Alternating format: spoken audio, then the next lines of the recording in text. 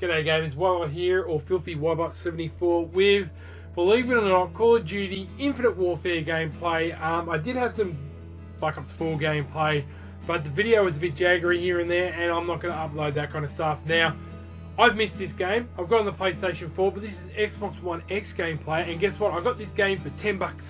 $10, and I still find lobbies, and I've been enjoying it more than Black Ops 4, and I thought it was very fitting for the subject at hand. And just a quick video, man. How do I put it?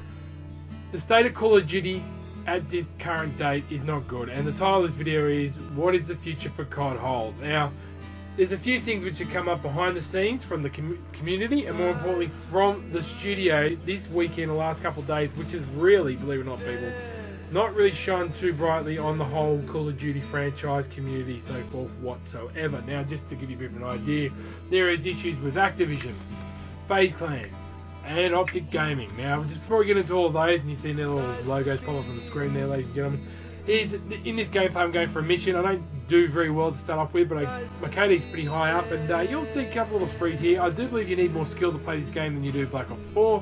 I'll put that on there. Trust me, this game, just balls of war, is sweaty anyway.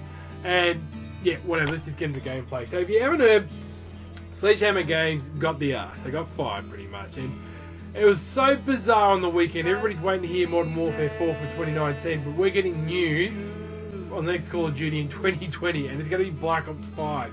Now, I'm calling it now. Black Ops 5 will just be DLC add-on to Black Ops 4. It explains a hell of a lot. They pretty much just said, Sledgehammer Games, you're not it, you know, we're moving on, and Treyarch will take it over. And that's what's happened, people. Treyarch has taken over pretty much. It's Sledgehammer and Infinity Ward, that's it. So, Sledgehammer's gone. The rumour was there's infighting between Raven and Sledgehammer. I'm not too sure. At the end of the day, I honestly believe that Sledgehammer Games says we're not going to bend over and spread our you-know-what, so you guys can make more money off your, how can you say, supply drops and stuff like that, or Sticker Fest, which is in Black Ops 4. So they said, see you later. Sayonara. And we know Treyarch is down for that, because just look at Black Ops 4. Black Ops 4 has just got the worst supply drop system of all. I mean, even so does this game, by the way. It's pretty much pay to win. But, you know, anyway, that's by the by.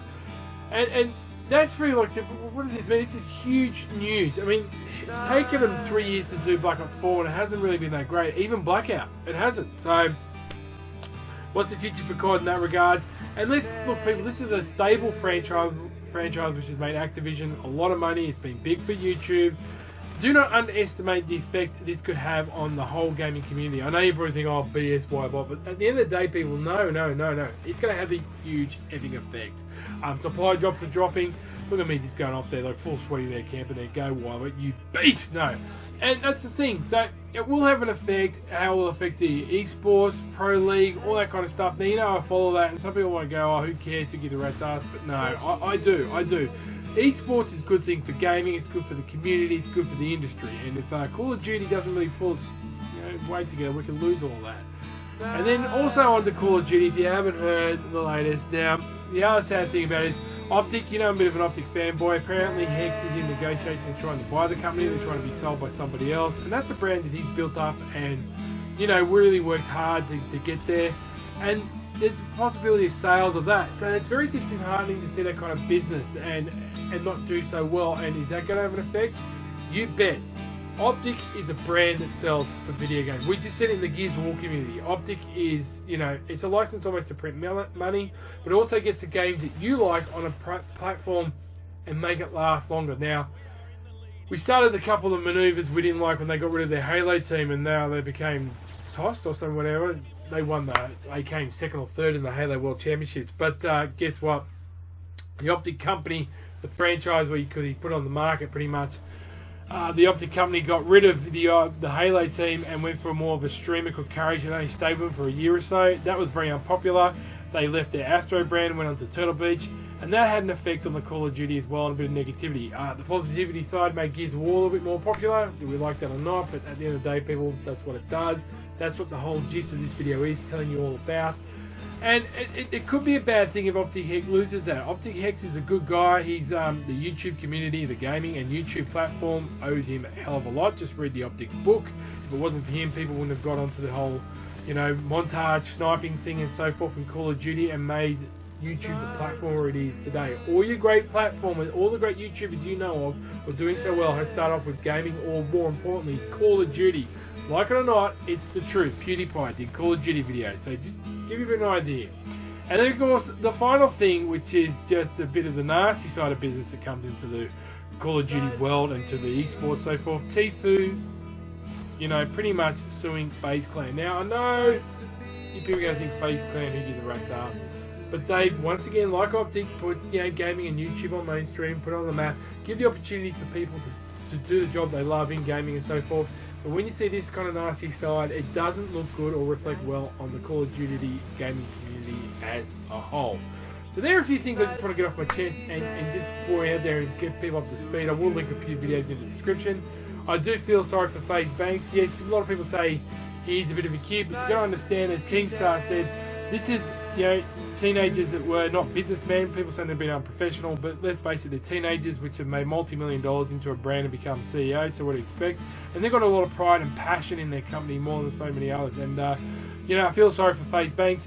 As for the whole Optic thing and I mean, they'll sort it out. It's business as always, but really, the big one is what is going to happen with Call of Duty. Is it? Is it going to be just like DLC, like Rainbow Six Siege and other games?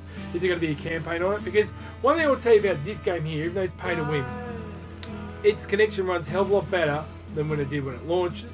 The campaign is a rip snorter in this one. I might even play a couple of missions on it. The mechanics is not the best. I think it copped a lot of flack. You need a lot of skill to use it, and it was pay to win. But at the end of the day, I think for just $10, which I bought it for brand new people, I ain't gonna lie, it's a lot of fun. And you know, CODs, they age like a fine wine. They should let them do that. The whole thing of them just producing a brand new COD game every year has put pressure on themselves and Activision. And I think it's almost really pretty much shot the franchise in themselves in the foot. And so there you go, people. Tell me what you think. Tell me what you think of the future is, or of COD and where you think it will be, or have you been keeping up with the whole drama here and there? Tell me in the comment section down below. Always keep it positive, frag and tag, and I'll catch you in mofos in the next video.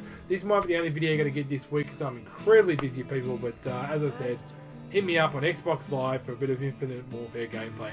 It's a lot of fun. Catch you in the next video, people. Yes.